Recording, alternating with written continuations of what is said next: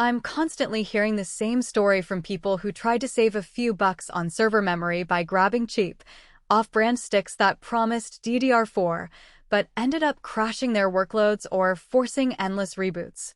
The regret that follows is real. You've just spent time troubleshooting instead of getting work done. So the question I keep hearing is, does splurging on a reputable brand actually feel like a smarter buy, or is it just marketing hype? Link is in the description if you want to check the product details on Amazon. In the next few minutes, I'm going to walk through why the OWC 256GB 2x128GB DDR4 2933MHz ECC RDIMM might be the kind of investment that actually saves you headaches and when it's better to walk away. First, let's set the stage. This isn't a gaming upgrade. It's a server-oriented memory kit meant for workstations, data center blades, and any environment that can't afford a single bit of corruption. The ECC and registered tags are the two words that separate a professional-grade solution from a consumer-grade kit. ECC, error-correcting code, constantly checks and fixes single-bit errors on the fly, which means a database transaction or a long-running simulation is far less likely to silently corrupt. The registered part adds a buffer between the memory module and the memory controller, allowing you to populate many more DMM slots without overloading the memory bus. In practice, that translates to being able to fill a 4-slot server with 256GB of reliable memory, something a typical desktop board simply can't handle.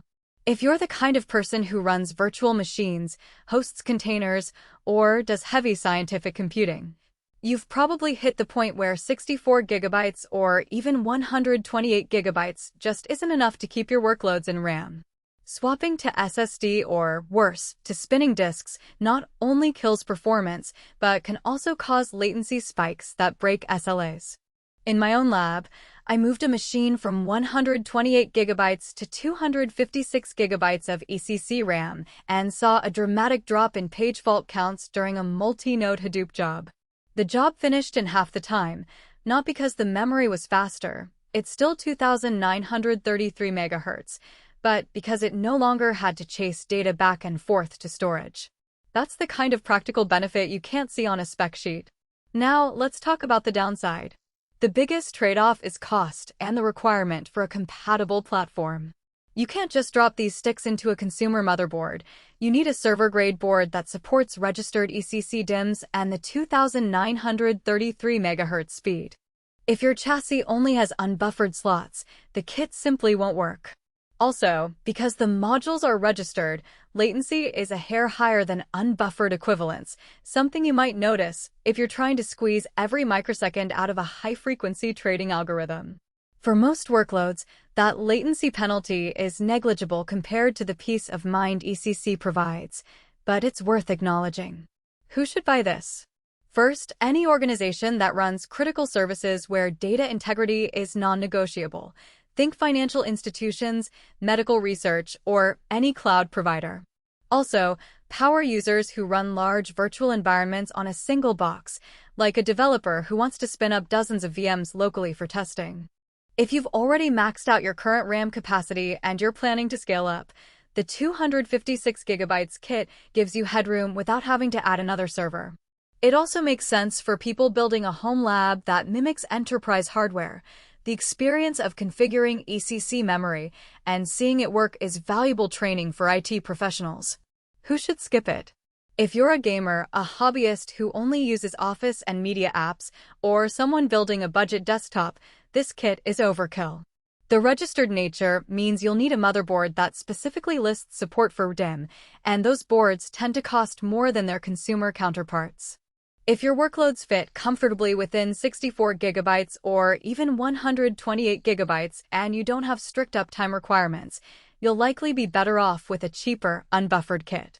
Let's get into the practical strengths that matter after you open the box. The first thing I noticed is how straightforward the installation is. The modules are standard 288-pin form factor, and because they're 100% compliant with the JEDEC standard, there's no weird BIOS tweaking required. In a test server with an Intel Xeon scalable processor, the system posted the memory configuration instantly, and the BIOS recognized the full 256 GB without any manual voltage adjustments. That compliance is a real time saver. I've spent hours troubleshooting memory that advertised compatibility but refused to boot. Second, the ECC feature actually showed its worth during a stress test. I ran a memtest for 8 hours while the server was processing a continuous stream of financial transactions.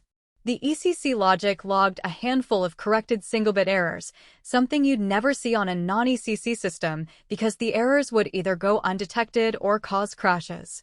Those corrections didn't affect performance, but they proved the memory was actively protecting the data. For any operation where a single corrupted bit could mean a miscalculated risk model, that's priceless. Third, the sheer capacity enables new use.